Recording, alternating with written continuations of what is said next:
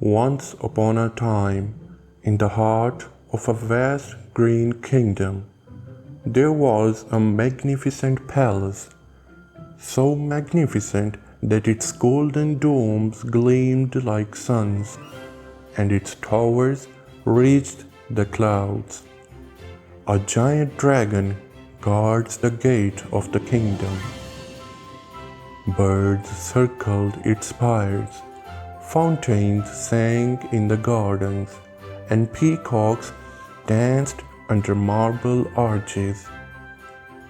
Inside lived a little princess named Princess Mary, the only daughter of a wise king and a generous queen.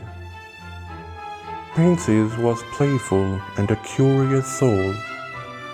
She would often walk alone in the palace, and she had discovered many places to play inside the palace, including her secret garden. Princess had everything a child could ever wish for. Her room was filled with toys from across the world, wooden dolls from the east, spinning tops from the north, and even a carousel that played music when the sun hit it just right. Her dresses were shimmered with silk and jewels, and her shoes were softer than clouds. But despite all of this, the little princess was not happy. But why? Because the palace, for all its beauty, was empty of laughter. There were no other children to play with. The maids were always busy. The guards were serious and silent. Her parents were loving, but they were often occupied with their royal duties and couldn't give much time to the little princess. The little princess would wander the big halls alone, speaking to flowers and feeding crumbs to birds. She would play with her lovely toys all day, just to pass her time. But eventually, she would get bored with her company. Every night, she would gaze out of her tall window and whisper to the moon, "I wish I had a friend." One sunny morning, as the little princess was playing in her secret garden, a hidden corner filled with roses, bluebells, and whispering willows, she spotted someone she had never seen before. A boy about her age stood by the edge of the silver fountain. He was wearing old clothes, soft brown boots, a cloak stitched with strange glowing patterns, and a pendant that shimmered like a falling star. His hair moved like waves even when the wind was still. The boy turned to the princess, smiled, and said, "Hello." His voice calm like the morning breeze. Princess asked, "Who are you? How did you get in?" Boy replied mysteriously, "I'm just visiting. I heard someone needed a friend." Princess' eyes widened with joy, and she said, "I did. I whispered to the moon and wished for a friend." From that very moment, something changed. It was like spring had arrived inside the heart of little princess. The two became friends. They played hide and seek in the palace gardens, built castles of books, and danced in the moonlight on marble floors. The boy, who called himself Zaro, knew how to make even the quietest corner fun. Zorro showed the little princess tricks with mirrors, how to hear the star when you close your eyes, how to laugh from the belly and not just the lips. They painted skies together, made up stories of dragons and talking turtles, and giggled until their cheeks hurt. Zorro taught little princess more than just games. He taught her how to listen to birds, to trees, and even to herself. He would often say to the little princess, "Sometimes the loudest voice is inside us." The palace was no longer a lonely place. It echoed with joy and giggles of the little princess.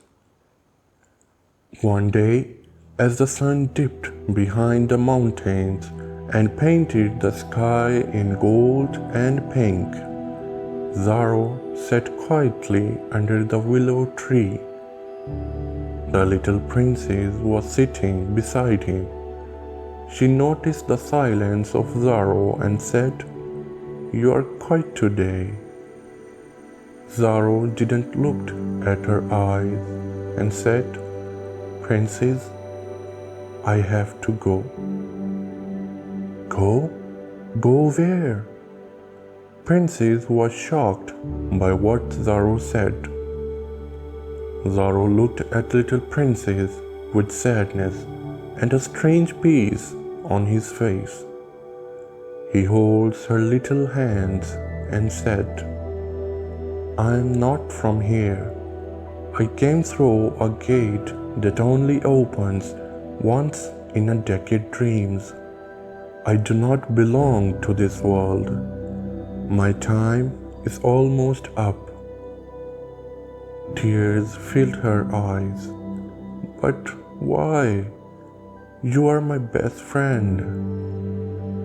Zorro gently rubbed the hands of the little princess and said, "And you are mine.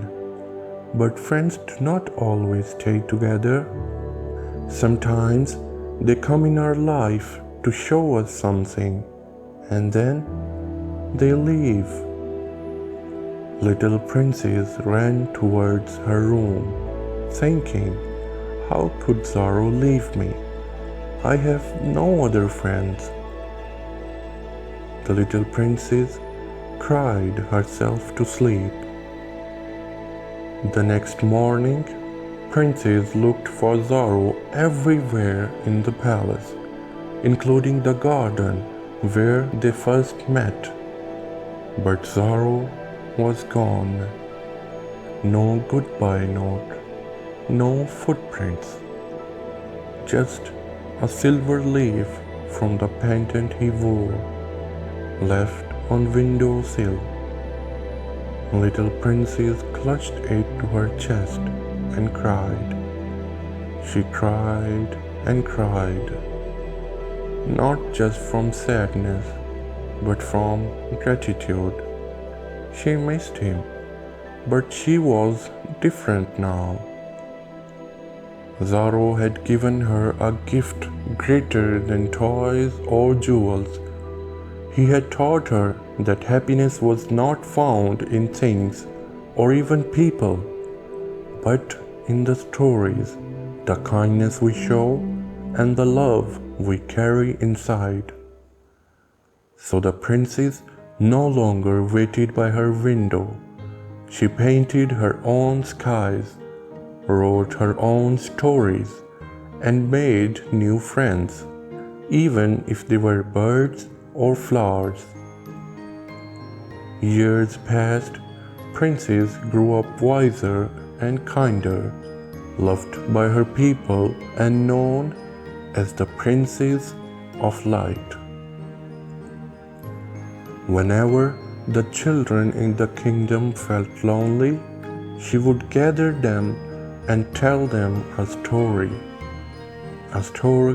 about a boy with a glowing cloak who taught her how to find magic within.